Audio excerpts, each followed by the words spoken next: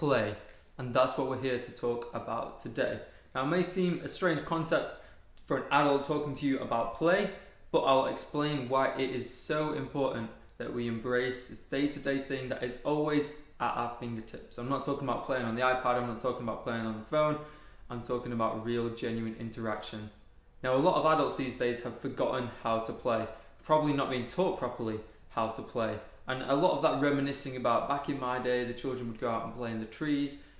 Whilst, yes, there's some of that generational gap there, and some of it is a bit of just generational gap, there's something that has been lost in play. Now, a lot of the times these days, when you see, parents and children travelling around on public transport, you often see one parent glued to the phone, and the child is often just in their own world. Sometimes they've even got their own little iPad or their own little game device to keep them occupied.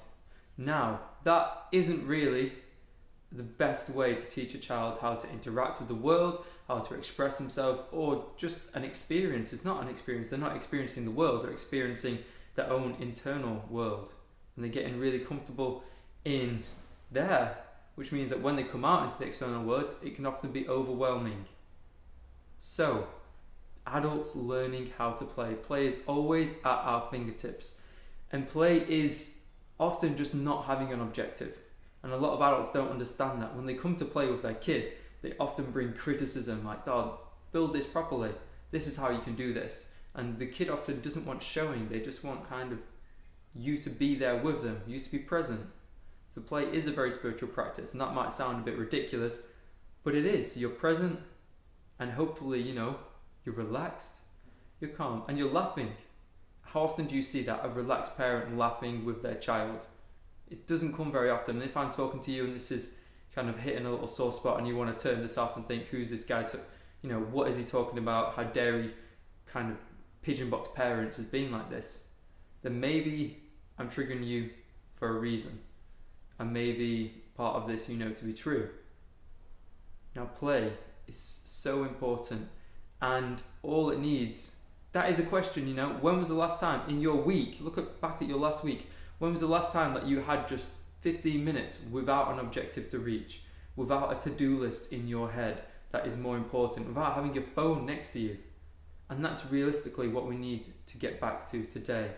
So my challenge to you is to get 15 minutes in the week. If you don't have kids, then this is an excellent time, because when you do have kids, you will have to relearn how to play properly.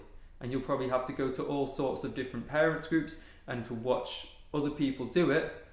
So why learn with them? Learn with your partner, learn with your friends, and just have no objectives for a little bit of time. If you're going out on the weekend, that can be fun time. It doesn't have to be how quickly can I have 6 pints? How quickly can I have an argument with this person or get into this debate? Try and release some tension. Try and release some expectation from at least one activity in your week. That's all I'm asking for you to do.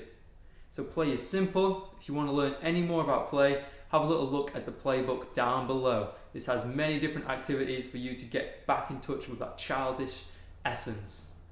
And though it doesn't sound very appealing to be childish, you will see the rewards as soon as you start doing any one of these activities. Thanks for listening. Done.